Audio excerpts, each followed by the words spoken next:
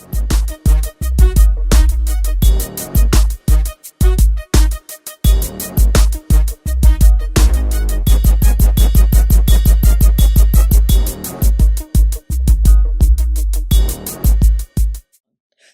and welcome to Mind Body Wellness Podcast.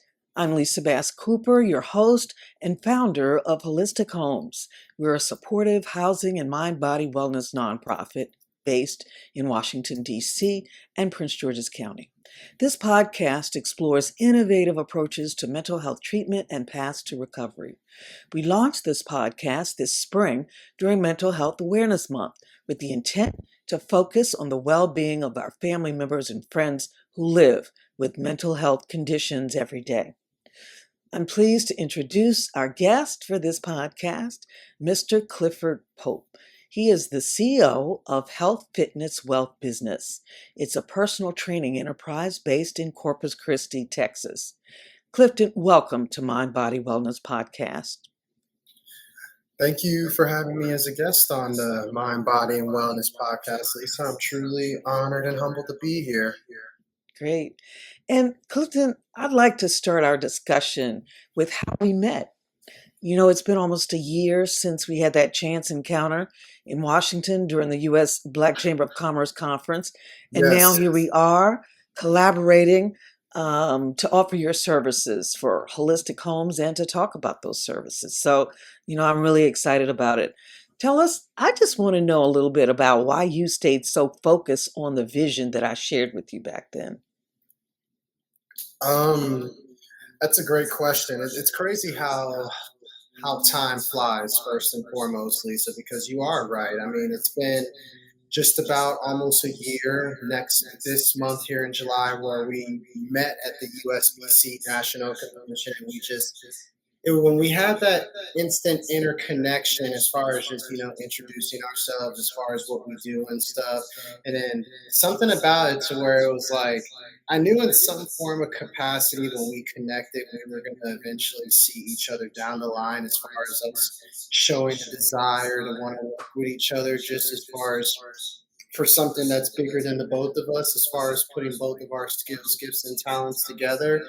And here we are just encouraging the message of just the mind, the body, and the spirit connection. And just to break it down a little bit deeper, Lisa, it's more of like how to eat properly, how to move properly, and how to overall just be healthy properly as far as just the physical overall well-being, of course. But it's deeper than that when you look at it from the mental, when you look at it from the emotional, when you look at it from the spiritual perspective. That's where the whole concept of self-care comes into display. I usually like to practice, or what made me want to start practicing this a little bit more was the pandemic. Just like it made me realize more than anything at that particular time that I needed to find moments throughout the day where I needed to take care of myself and just make sure I was good from within. That way I could take on the outside world and the outside forces and stuff like that nature, because I'd rather be at peace within myself, Lisa, and go to war with the world than be at peace with the world and go into war with myself. Which is why when I look at it from that perspective, that's where I tie the knot on, hey, the importance of self-care. One thing that also tied me into going into that direction a little bit more was reading the very popular book that most entrepreneurs and business owners should read, which is called The Miracle Morning by Al Harad. I don't know if you've heard of that book or not, Lisa. If not, definitely check it out. I encourage everybody to read it. It's definitely on my 10 books that I would definitely recommend everybody to read, just from how it influenced me, how it impacted me, how it helped me change my sense of direction on where I needed to go and where I needed to be, as far as just understanding the importance of not only just exercising, not only just all that stuff, but just finding time to read you read like a self-help or personal development type of book, something that you could learn something and gain knowledge from. There's so many classic books you can read, like from the 7 Habits of Highly Effective People, Rich Dad, Poor Dad, Think and Grow Rich, The Art of War. I'm just throwing out books that are in my personal library that impacted me. Finding time to like journal and just write down, of course, your thoughts, your emotions, what your goals are, for example. But most importantly, writing down the 5 things that you're the most grateful for off the top of your head. Of course, for example, for me, the first thing I write down every single day, Lisa, I thank God that I'm able to wake up and see another day. First thing I write down automatically off the bat every single day, regardless of what day it is. And then just finding time to just create like more positive sense of affirmations, positive sense of like simple phrases you can tell yourself, just as far as just, creating more of like a manifestation of positive, peaceful, and loving energy that you can manifest from the universe, from within yourself, that shifts your whole paradigm to where you're telling yourself, for example, I am healthy, I am rich, I am wealthy, I am prosperous, I am abundant. Just saying those 5 simple affirmations alone, Lisa, and visualizing what that means to you and what the end game is to that for you, that allows you to create something as far as not only translating it from the mental where it originally starts, but bringing it out to the physical form. And that kind of ties in, Lisa, ironically enough, to the moment of silence, to where you pray about these things, you meditate about these things, and at the same time, you really tune into the power of your breath. Just simple 3-second inhale, holding your breath for 3 seconds, and then slowly exhaling for 3 seconds. Just doing that in a calm, cool, collective, repeated cycle to where it turns into a pattern, to where it turns into a wave of rhythm that you could ride from within that moment of silence, to where you're, of course, in that form of prayer, in that form of meditation, and just visualizing the positive thoughts, visualizing, of course, the picture that you're trying to paint from within to where you could bring within the physical form. And to summarize all that up, Lisa, and to bring it back around, it's like we're all just trying to begin with the end in mind. What is your end game? What are you doing this for? And how are you going to be able to tap into your talent, skill, and gift to where you can display that passion within yourself that you already had, but now you're putting it on display for the world to see based off of whatever it is that the course of your journey of life is, and the path that is laid out in front of you that God is allowing you to follow as far as your overall calling. And that's kind of what led me to where I currently am at this very point, just being that holistic fitness trainer and that entrepreneur, and just creating different avenues and different lanes, and always just keeping my options open more than anything.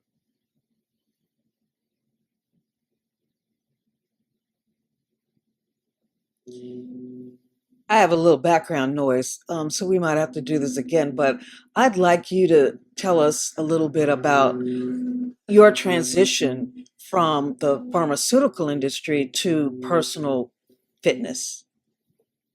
My personal transition within pharmaceutical to personal fitness.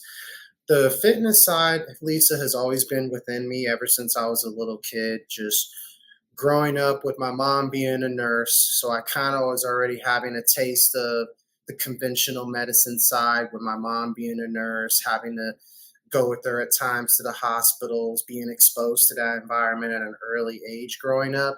Factoring that in with my dad being a teacher and a coach, coaching football, basketball, track in middle school when I was a little kid, and going within different school districts, doing all of that at different times.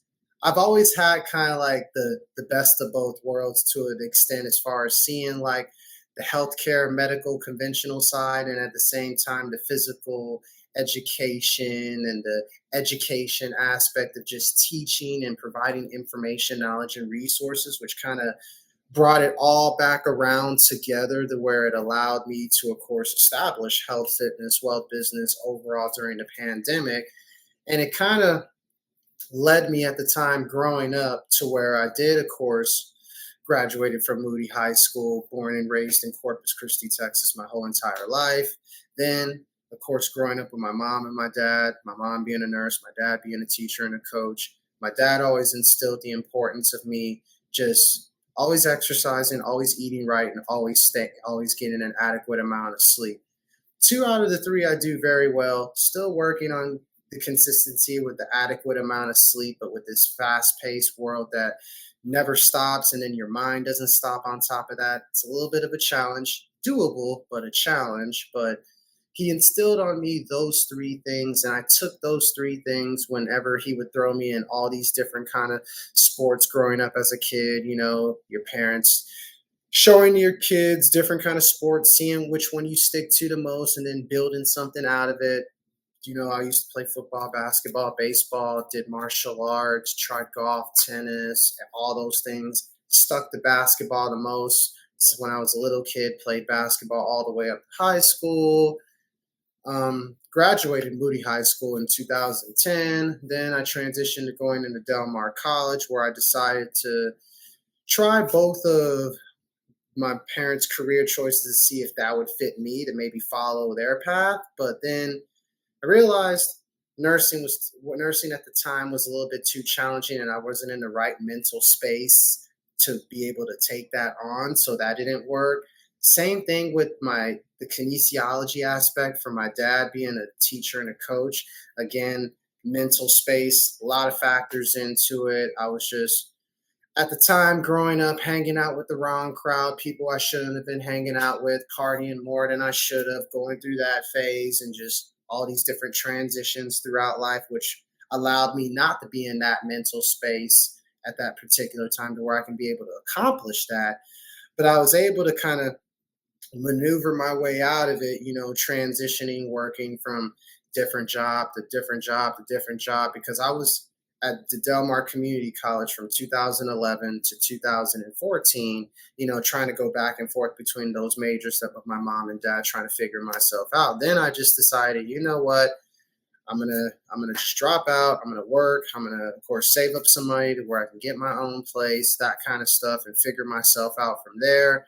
And then having a conversation, Lisa, with my mom, she kind of pondered the idea of, hey, you should go to this vocational school called Southern Career Institutes and try to do a 9-month certification program to become a pharmacy technician.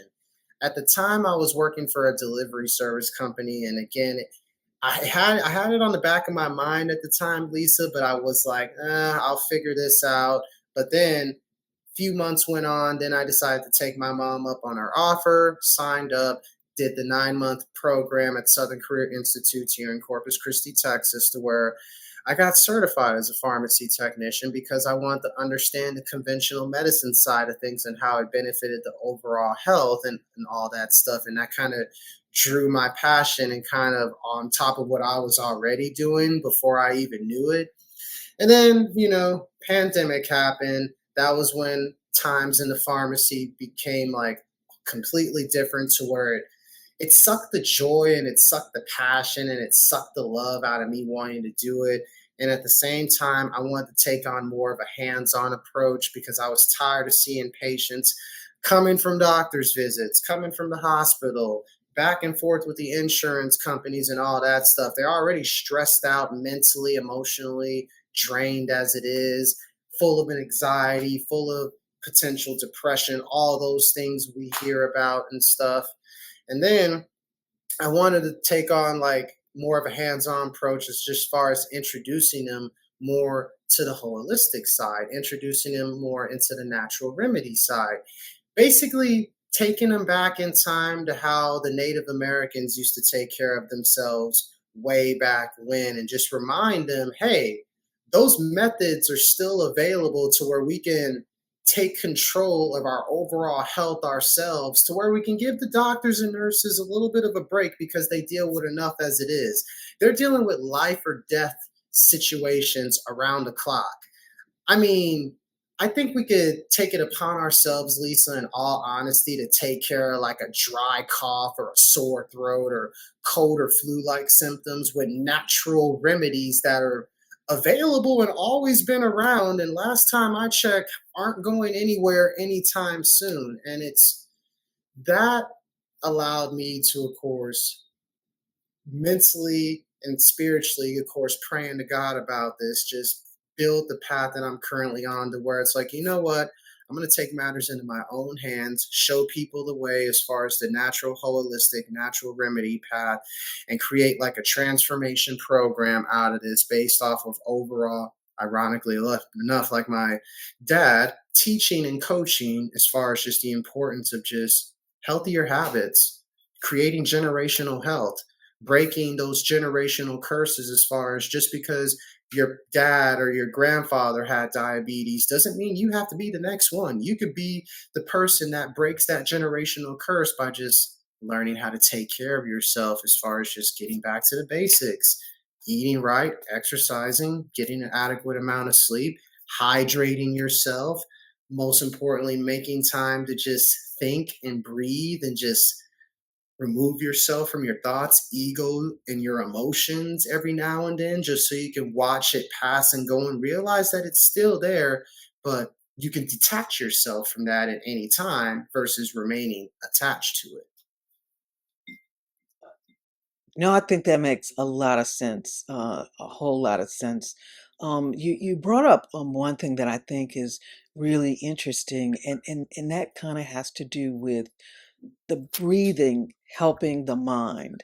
How Mhm, do you think the breathing exercises that we hope you'll be doing soon for Holistic Homes in our mhm. community, how does breathing help the mind in your view?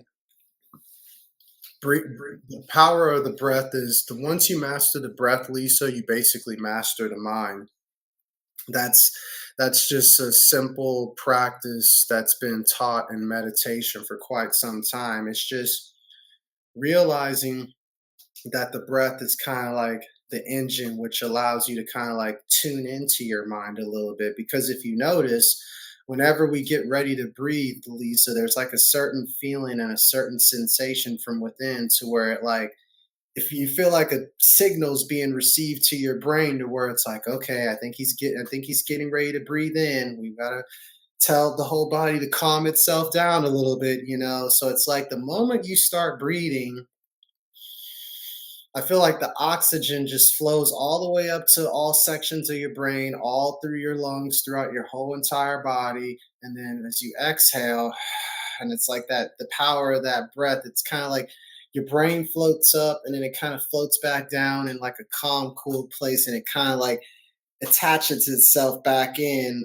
calmly, loosely, and kind of like screws up the screws a little bit from within, like nice and slow. But I feel like when it comes to the breath, once you master the power of just breathing at a calm, cool, collected pace, at a rest and digested pace versus a fight or flight state that we're all accustomed to at times with the way the world is on a regular basis, we'll basically be more in tune with, of course, training our mind and having control over our mind to where we're always calm, cool, and collective, Lisa, but most importantly, we're focused, we're determined, but at the same time, we're locked in to that power that we have from within, and we empower ourselves within our mind because we already believe within our mind that we can accomplish this. So once we train our mind to do that based off of just mastering the simple power of the breath, which masters the mind,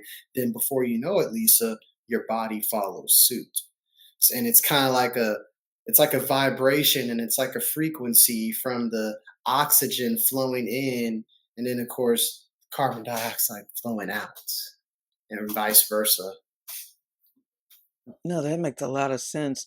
I also want to get your thoughts on um, whether you think Black men are taking better care of themselves now. And if so, are you seeing that occur in your community? Do you see differences between generations with that? What's your take on it? It's interesting from a generation standpoint because for me, it's like from what I see, black men, we have the potential. We have a we've come a long way. Don't get me wrong, Lisa, but at the same time, we have a long way to go as far as just taking the necessary steps to where we can again goes back to breaking those generational curses of those pre-existing health conditions and stuff. For instance, when it comes to us black men, we suffer the most from anything diabetes because of look at where we are here in Corpus Christi, Texas. Diabetes is a main thing. I can't count how many patients who I've seen who were African American who are coming in picking up their metformin prescriptions, relying on the insulins of the world. So it's like that told me when I was working in the pharmacy as black men, we have a problem with diabetes. We have a problem with high blood pressure. We have a problem with high cholesterol. And at times, to be honest, Lisa, we even have problems with obesity, which is unfortunate. And it's funny how I mentioned those four in particular, because that's what I've noticed the most as far as what affects black men the most. And those are all just basic signs of what insulin resistance is. And it's that's the main thing that is affecting black men the most as far as just from like the previous generation before myself, from what I've noticed. As far as from my generation, from what I could see, it's kind of like in between as far as 50-50. There's 50% who are suffering from the previous generation, but at the same time there's that other 50% that are at least aware and they're conscious of their overall health, to where they're taking on the initiative, to where they do want to, of course, better their overall physical, overall well-being, and just really focus on just getting themselves in tune and just being able to rise above from all those generational curses that tend to hold us back as black men in this society that we live in called America and stuff. So there's plenty of room for growth all the way around, Lisa. It's just we need a little bit more of like accountability groups, mastermind men's groups. We need like more us black men to come together and maybe start like our own like running club, fitness club, yoga club, meditation club of some sorts, to where we can get together, I don't know, maybe once or twice a month, or on a weekly basis, even for that matter, and just be able to connect in all those things to really just strengthen the mind, body, and spirit connection. But I feel like we just need to come together in the form of just respecting what we've been through previously before within our overall battle, and just coming together to where we can put our differences aside and turn our weaknesses into strengths together and create a revolution within that. No, and I think you mentioned that to me before. You were involved in that kind of gathering of men, shall we say, the fraternity of men. You know, you do have black fraternities, but not all black men are members of black fraternities. And so, Mhm. you know, there are other groups and reasons why men come together and are coming together more. Can you talk about some of the programs you've been exposed to? In regards to just the black fraternity groups. Yes, or not fraternity, formal fraternities, but just men's wellness groups and Oh yeah, men's groups in general. I could tell you in one in particular that sticks out to me, and I want to give a special shout out to this individual who introduced me to one of these particular groups. His name is Omar Davis. He is the owner and founder of a overall mental health organization called Crash Bell, where it specializes in basically medical massage therapy, meditation practices, the whole nine yards as far as the mind, body, spirit connection. Definitely look him up on YouTube, Google. He's all over the place. He was originally had his practice going heavily in New York City, and then the pandemic came. He came down to Corpus Christi, Texas, which he was originally from, but then he moved out of Corpus when he finished high school, moved to like Oklahoma, then he went to like New York and all this stuff. Been all over the place, but fast forward to about December 2022. It was Omar Davis. He introduced me to a masterminds men's group, and he kind of started having get togethers at a church here in town called Saints Ephesacal Church. I probably am saying the name of that church wrong, but we had it at a church, and what it had in there, Lisa, it had a labyrinth in there to where you could like walk the labyrinth and kind of be in tune with the higher powers that be, God, consciousness, all those things.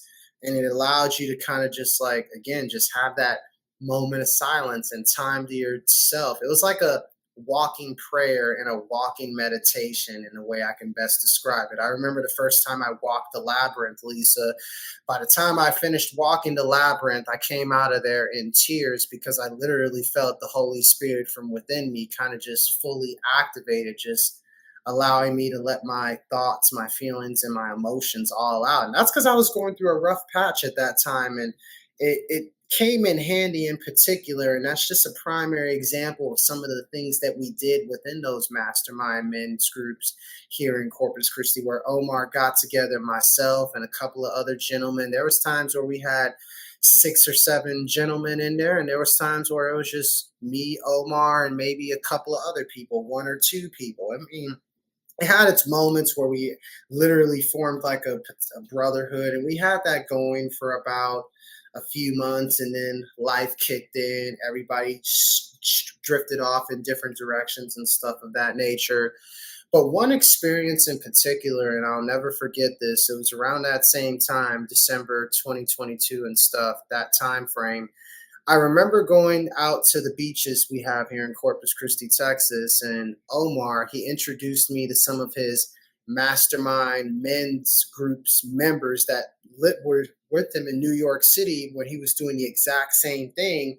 He brought them down here to Corpus Christi, Texas to have like a little getaway on the condos and the beach and stuff. And I remember going out there, and I kind of felt what the New York City vibes were in Corpus. And that kind of hit me to the point where it gave me a better understanding of brotherhood, number one, and number two, the importance of why we need as Black men to stay united in the form of a brotherhood. Kind of like, for instance, how the Panthers were back in the day. But, but more on a more peaceful matter, but at the same time balancing it out with that little revolutionary figure, but in a controlled state of mind frame, to where it's like it's a military operation focused on getting the job done, so to speak. And that's kind of what I got out of the mastermind men's group experience, in which I did with Omar. And to this day, me and Omar have been like this, and we've been like, we formed a brotherhood off of it. Because before that, I mean, we kind of knew each other, but we didn't really like connect like that prior to that mastermind men's group. So for anyone who's listening in particular, and who's wondering if a men's group or a mastermind men's group won't do anything and won't make a difference, I would definitely reconsider it, and I would definitely approach it more with an open mind and just give it a shot. Try it out. I mean, what do you have to lose? Us men, we need to be more in tune with with the feminine side. I mean, last time I checked, Lisa, women have no problem tuning into the masculine side and matching that occasionally, but still be in tune with their feminine side, which makes them the woman that they are. But at the same time, us men, and I remember Omar had a conversation about me about this, us men, we have trouble where we were groomed in society to be like, oh, we have to hold our feelings in, we have to hold our emotions in, we have to suck it up, we have to deal with it, we have to quote unquote man up in honor of tough love, so to speak. And don't get me wrong, I grew up on that mentality because my dad's always showed me tough love in that matter. I've had uncles and an aunt or two who's done the exact same thing. So I completely understand that it can definitely toughen you up and sharpen the saw when necessary. But as a society, us men, we've been trained to kind of keep our emotions instilled within us instead of being able to express them, because the more we keep our emotions inside, the more it tears us apart from within. That's why growing up, my mom always used to tell me, don't be afraid to cry. Just let it all out whenever you feel like you're about to cry. Don't be ashamed of it. At the time, I was still stuck on that thought of society. I didn't want to do that. But then looking at it now, from a deeper perspective now, it's important for men and it's important for women to understand that the world is duality. You can't have one without the other. You have to have a perfect balance of the masculine and the feminine, because that's just how our brains are designed. The left side of the brain is known for logic, the right side of the brain is known for creativity. Men are known for their logic, women are known for their creativity. And there you have it. You have the yin and the yang factor, and that kind of just ties into the world being about duality. You can't have one without the other. It's like, this is one of my favorite sayings, Lisa. You got to have a women's touch in a man's world. Ah, I like that. I like that a lot. That's right. That's right. I That's think pretty that's much all that it boils down to at the end of the day when you analyze it and break it down and put the pieces of the puzzle back together, at least from my hmm own personal experience and research and going through life like everybody else does. right. And it's interesting because when you talk about, men taking better care of themselves too, when you have that discussion, I always marvel when I go to a nail shop Uh and I huh. see a man, and in the black community, obviously, you go to a Getting name a and see black pedicure. men getting their pedicures. And let me tell you, you'd have two, three men in there getting their pedicures, Right. and it always, and women talk about this, it always galls us that they always get more time than the women, Right. right? Like the practitioners, the technicians, nail technicians always seem to know that the man needs a little more touch therapy, right? Mm-hmm. Because they know that when they come in, it's probably a rare thing. I mean, there may be more men that understand that this is a good feeling to have your feet massaged, right? Yeah. And its reflexology really helps the body in many many ways.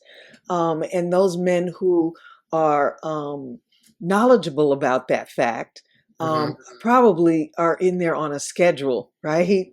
Yeah. Um, and so, but you can see the calm in their faces Yep. as they're getting those pedicures. Right. No, it's because it's like I've only had probably myself, Lisa, probably like a pedicure twice, and I can attest to that. It was something that was well needed, and it comes down to just when it comes to like any kind of like self care moment, whether it's like pedicures, manicures, getting your hair done, getting like a massage just to relax and stuff.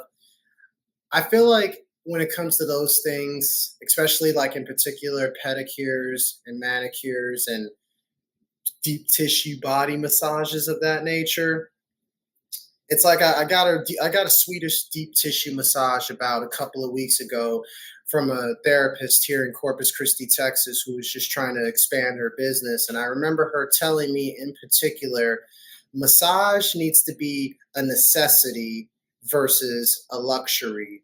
Hence, we need to incorporate this into our self care practice to, of course, help our body heal, help our body recover, give our bones, our muscles, and all the connective tissue within the bones and muscles an opportunity to, relax, woosah. We got to loosen up a little bit, Lisa, from within instead of being so stiff and so tight all the time, you know?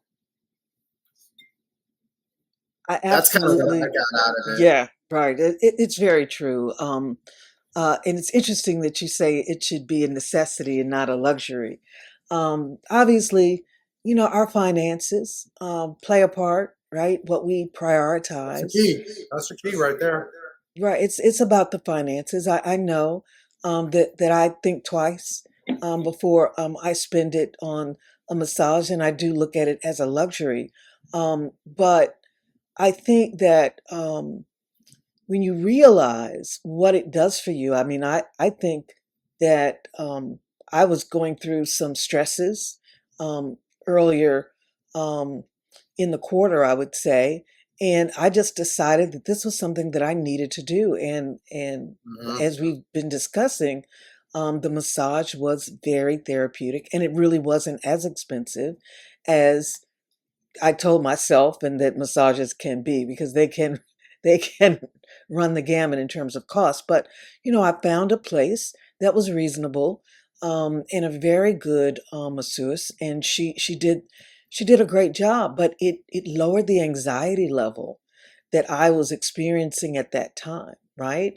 And took the edge off whatever low grade depression that I might have been suffering, as someone with a lived experience. And so I just think that that is something that we really need to incorporate into our holistic homes program, mental health recovery program. The touch therapy is going to be critical. And I'm really looking for ways that, as you talked about forming groups where people run together, maybe we need to also advocate for touch therapy lessons. You can just do the hands and the feet in terms of reflexology, and do a lot of good. Um, I know Hmm. a naturalist, a natural healer, I guess you would call him, who taught me the pressure points for headaches. Oh And yeah. and it worked. I was surprised. I think we were on a train. He said, "Well, give me your hand." And at the time, I was thinking to myself, what does this man want my hand for on a train? I don't know him that well. But I experimented, and because my headache was really bad. So I gave him my Right. hand, and he pushed these pressure points. And lo and behold, I was impressed with the relief that I got. So I Hmm. think we really need to look at these modalities, and try to find ways that we can spread that Right. practice and these practices, so that we begin to create communities that are helping people with their stress levels. I agree. That's something that I feel like we need to do as far as just incorporating the importance of it, as far as just providing them the information, knowledges, and resources on how to do exactly that. It just comes down to just mastering, it's kind of like how I was trained as far as like within just the holistic fitness training world and everything. It's all about just satisfying your four doctors, and they call it. And I give credit to tremendously Paul Check and the Check Institute program as far as instilling the importance of those things, as far as just of course the movement factor, the quiet, the peace and quiet time, what makes you happy, the doctor happiness, and then obviously the nutrition factor.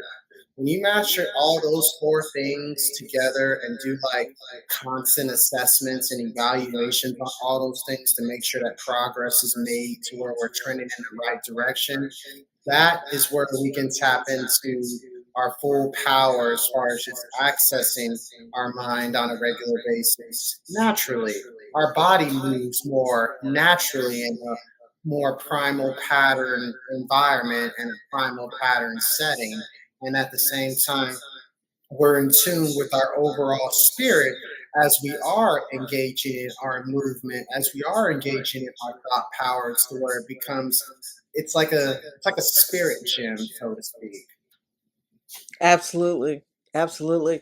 And I also wonder about, when you talk about generational differences in terms of wellness. There's a lot of talk about social media and technology, our cell phones, and disconnecting from Oh time yeah. to time from cell phones, which is unheard of with some generations, right? It's like Right. you take their cell phone, and they might have a nervous breakdown right then and there. And so, how do you begin to have those discussions about just some weaning from the technology? I mean, I certainly am a technologist and believe in technology, but I also understand that, too much of anything is never good. And that's where the balance comes in. What would you advise? As far as just helping people get overcome their attachment to technology, or Yes. getting more in tune with nature, that's something that I myself am trying to work on doing a little bit more of, and at the same time, just having like sometimes what you need to do, Lisa, you just need to just go for a walk in your neighborhood and not worry about like responding to anybody, responding to any messages, responding to any calls. Just put your phone on like silence or do not disturb, and then just throw on like some relaxing classical jazz music maybe, or a podcast where you can soak in some information and just go for a walk or something. Or you could even strip away the technology. You can just go for a walk without that and just listen to the environment around you, like listening to like the birds singing in the air, listen to the traffic, listen to the wind blows, and then you could tune in your breath work to the power of the wind blowing and stuff. And a very popular thing that I've been doing a lot lately, as far as getting more in tune with nature, you got to ground yourself within nature. You got to walk barefooted, for example, on the grass, and just sometimes what I like to do in the morning, Lisa, I like to like stand in the grass in my front or my backyard, and I just like to clench my toes into the grass, like if I'm hugging the grass with my Mm, toes, because the ground provides such an electric shock to where it vibrates from the bottom of your feet and it works its way up through the body to where you can feel that electrical circuit from within without obviously getting electrocuted, but you feel it as far as like the shock if you really pay attention to it from within. You just ground yourself in the grass. Just do that for like maybe 5, 10 minutes or so, like just walking around barefooted in the grass, just tune with your breath and tune with your thoughts and tune with whatever brings you a sense of peace from within. right, right, absolutely.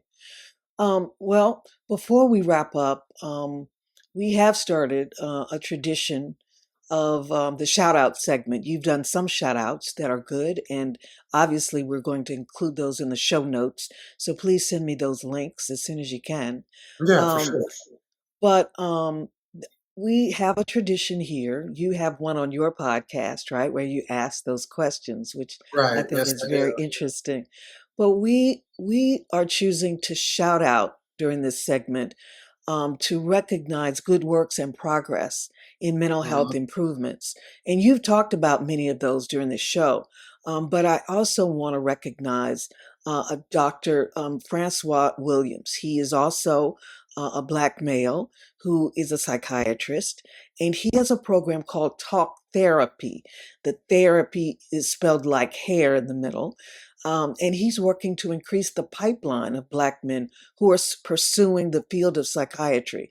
There are probably about 1%, if that, of Black psychiatrists in the country. And there is a need to have more of them, to have that option. And his organization is supporting also community mental health. It's a mental health collective that uses one for one business models to provide affordable mental health services while at the same time bringing dignity through free haircuts and professional hair care services Wow. to Black boys in DC in Ward 7 and 8. And those Wow. are the poorest districts in the district. And so I just am so impressed with what he's doing. And I'm trying to track him down to get him on a podcast so we can talk Good. in depth as well. And so he knows that I'm after him for an interview. So hopefully that shout out will help. And then there's Ariel Jordan. She did a LinkedIn post yesterday to begin a minority mental health month.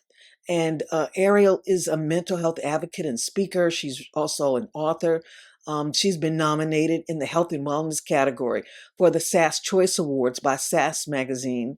And she is also available to speak, and she's in the community doing a lot of outreach and speaking as well. So those are just two that I wanted to shout out. And as you've mentioned, Omar Davis also should be added to that list Oh yeah. that you've mentioned. Yeah, Omar Davis definitely deserves to be a part of that list just off of all the work that he does within the community and stuff. It's like He's a particular person, and I know if he's listening to this, and I'll probably talk to him later about this. In a way, I've never told him this, so this will probably be the first time he ever hears me say this. He's kind of been like a unofficial mentor to me, as well as being a great friend and a great brother to me, because he's really shown me the light as far as just the spiritual realm and just breaking it all down from all levels and all religions and just breaking it down from a sacred geometry standpoint. And I can go on and on about the conversations we had within that alone, where it just opened my eyes to where it's like everything's all connected to the same message. It just comes down to, did you get the message? Did you receive it? And to break it down for the listeners who, from an analogy perspective, are you going to get mad if it's a different mailman or a mail lady delivering your mail in every single day? Like, the point is, you got your mail that you were looking for, right? So it's like, no matter what kind of like religion it is, at the end of the day, it all points back to the same message. My point is this: did you get the message? Did you get the message as far as it's time to take action? It's time to make a difference. It's time to make an impact. It's time to grow. It's time to evolve. It's time to elevate in all elements of life. I mean, what are you waiting for? If Lisa can do it, if I can do it, so can you. Excellent. Great close. And so, as we wrap up our discussion, Clifton, I want to thank you so much for your perseverance, for your insight in No, of helping course. us make holistic homes and our program goals a reality with your many contributions and just your faith. Really, that's what I really appreciate about you. Having that faith in what we're trying to do just means the world to me, and I can't thank you enough. And so, as we say to all of our guests, we wish you more power, more peace, and more blessings. I do appreciate that, Lisa, and right back to you. Like I've told you before, and I'll say for all the listeners here at Health, Fitness, Wealth, Business, we encourage everyone to stay healthy, wealthy, and blessed. So, to everyone who's listening to the Mind, Body, and Wellness podcast, courtesy of Holistic Homes for Us, I send those wishes in honor of Health, Fitness, Wealth, Business as we continue to grow together and we continue to evolve, and we most importantly continue to get better together. Peace, love, positive vibrations. All right. Thank you so much. And if you enjoyed this discussion, please follow us on YouTube by clicking our subscribe button. On behalf of Holistic Homes and our Mind Body Wellness podcast, have a wonderful summer.